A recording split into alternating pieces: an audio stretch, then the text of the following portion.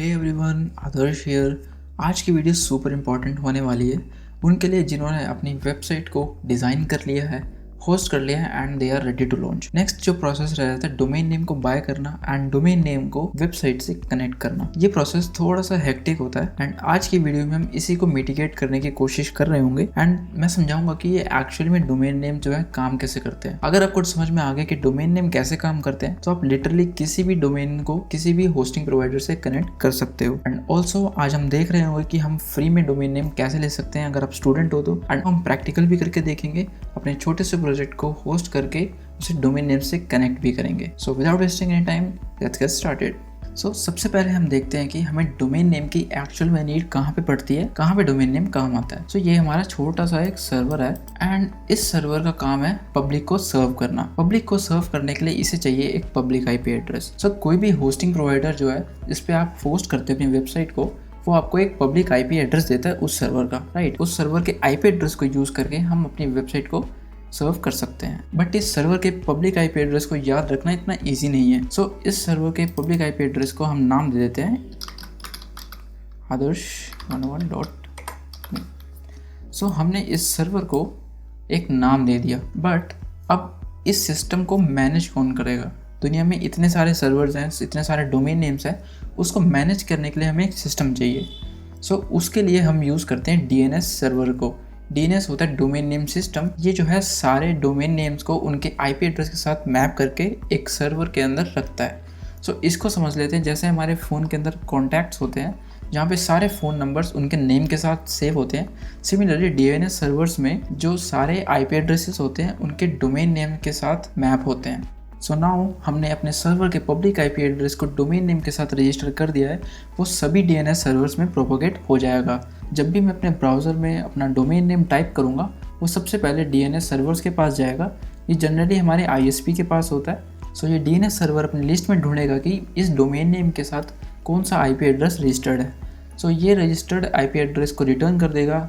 Now हमारे browser के पास IP address है, वो डायरेक्टली इस सर्वर पे रिक्वेस्ट भेज सकता है। सो हमने देखा कि डोमेन नेम की हमें ज़रूरत कहाँ पे पड़ती है और क्या ज़रूरत होती है। सो अगर आपको यहाँ तक समझ में आ गया है तो हम प्रैक्टिकल करने के लिए रेडी हैं। प्रैक्टिकल करने के लिए हमें दो चीज़ें चाहिए। First is domain name of course and आपके सर्वर का आईपी एड्रेस जहाँ पे आपने अपनी वेबसाइट को होस्ट किया है। एंड ऑल्सो अगर आप स्टूडेंट हो तो गिटहब के स्टूडेंट डेवलपर पैक को देख सकते हो, अप्लाई कर सकते हो। वहाँ पे हमें बहुत सारे प्लेटफॉर्म्स मिलते हैं जहाँ पे हमें hosting as well as domain names free में मिल जाते हैं। सो उस पर मैंने ऑलरेडी डिटेल्ड वीडियो बना रखा है, you can check out that video. ये है मेरी पर्सनल पोर्टफोलियो वेबसाइट की रेपो एंड इसी को आज हम पोस्ट करने वाले हैं गिटहब पे यूजिंग गिटहब पेजेस। एंड अगर आपकी भी वेबसाइट है जो कि HTML CSS जावास्क्रिप्ट बेस्ड है या फिर रिएक्ट बेस्ड है तो आप उसको यहाँ पे होस्ट कर सकते हो। ये बेसिकली स्टैटिक वेबसाइट को होस्ट करने के लिए है, बट हम रिएक्ट बेस्ड वेबसाइट को भी यहाँ पे होस्ट कर सकते हैं। So let's start. सबसे पहले हमें जाना होगा सेटिंग्स में। ऑलराइट, यहाँ पे कोड एंड ऑटोमेशन में हमें एक ऑप्शन मिलेगा पेजेस का। तो यहाँ पे हम पेजेस में जाएंगे एंड यहाँ पे एक ऑप्शन है बिल्ड एंड डिप्लॉयमेंट का, सेलेक्ट फ्रॉम ब्रांच। सो यहाँ पे हमें गिटहब एक्शंस का भी ऑप्शन मिल जाता है। सो हम CI/CD पाइपलाइन की मदद से भी यहाँ पे डिप्लॉय कर सकते हैं, बट हम यूज़ करेंगे deploy from a branch. So next हमें यहाँ पे चूज़ करने की ब्रांच, जो सी भी ब्रांच में हमारी वेबसाइट है वो हमें चूज़ करनी पड़ेगी। सो यहाँ पे मेरी वेबसाइट मेन ब्रांच में, सो यहाँ पे मेन चूज़ करूँगा and I will hit save. So कुछ ही देर में यहाँ पे मेरी वेबसाइट जो है लाइव हो जाएगी एंड वी विल वेट। कुछ 1 से 2 मिनट का टाइम लग सकता है यहाँ पे होस्ट होने का। We will keep on refreshing.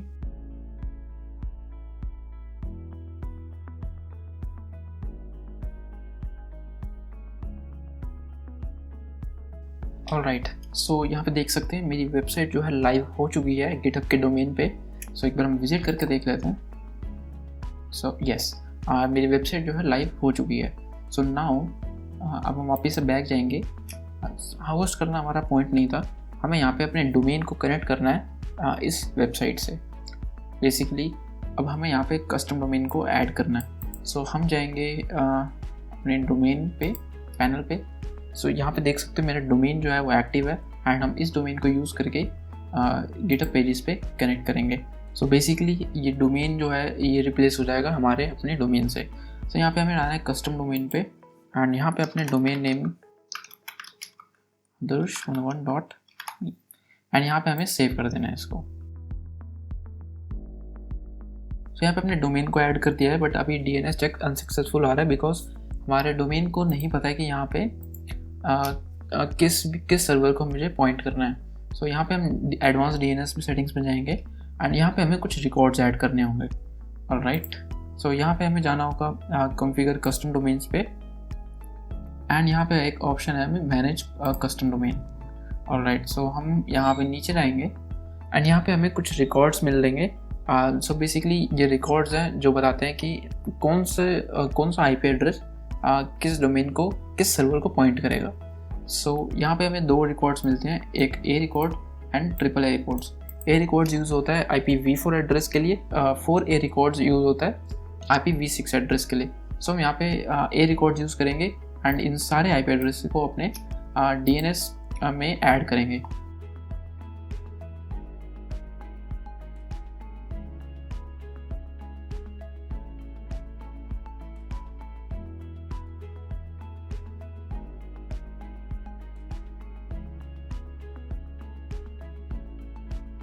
सो यहाँ पे एक एक करके मैंने चारों रिकॉर्ड्स ऐड कर दिए हैं। ये बेसिकली बैकअप सर्वर्स होते हैं गिटहब के।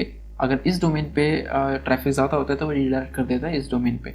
सो उसकी हमें टेंशन लेने की ज़रूरत नहीं है एंड हमें यहाँ पे जाना है वापस से अपने गिटहब पेजेस पे एंड यहाँ पे एक चीज़ हमें और ऐड करनी है, दैट इज़ CNAME रिकॉर्ड। सो यहाँ पे एक ऑप्शन मिलेगा ऐड रिकॉर्ड पे CNAME रिकॉर्ड। ये बेसिकली हमारे डोमेन को अगर कोई टाइप करता है www.adarsh101.me वो मुझे रिडायरेक्ट कर देगा मेरे adarsh101.me पे। सो यहाँ पे हम होस्ट ऐड करेंगे www, दैट इज सब डोमेन एंड यहाँ पे अपना डाल देंगे डोमेन नेम। तो यहाँ पे सेव ऑल चेंजेस करेंगे एंड यहाँ पे DNS प्रोपोगेशन में थोड़ा सा टाइम लगेगा। मीनवाइल हम देख लेते हैं कि हमारा DNS कहाँ तक प्रोपोगेट हुआ है। सो यहाँ पे करेंगे ns lookup। ऑलराइट, सो यहाँ पे अपना डोमेन डालेंगे एंड यहाँ पे एंटर करेंगे। ऑलराइट, सो मेरे DNS देख सकते हैं यहाँ पे प्रोपोगेट हो चुका है। मतलब हमारा जो डोमेन नेम है वो पॉइंट कर रहा है हमारे गिटहब के ही IP एड्रेसेस को जो यहाँ पे हमने ऐड किया है।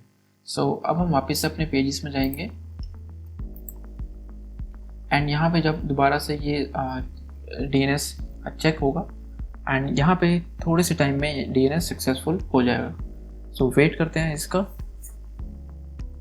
सो यहाँ पे ये ऐड आ रहा है DNS record could not be retrieved, but it is fine. ये थोड़ी सी देर में अपने आप प्रोपोगेट होना शुरू हो जाएगा। यहाँ पे हमारा जो प्राइमरी DNS है दैट इज़ वैलिड।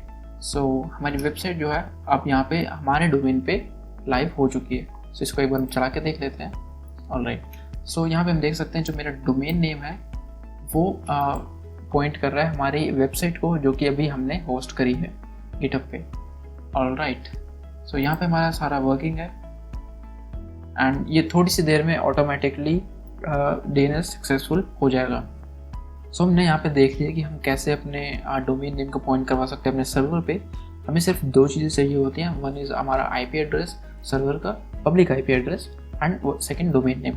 एंड हमें यहाँ पे DNS में अपने डोमेन के पैनल में आके सर्वर्स को ऐड करना होता है, दैट्स इट। सो नेक्स्ट हम एग्जांपल लेते हैं AWS के EC2 इंस्टेंस को अपॉइंट करवाऊंगा अपने इसी डोमेन पे।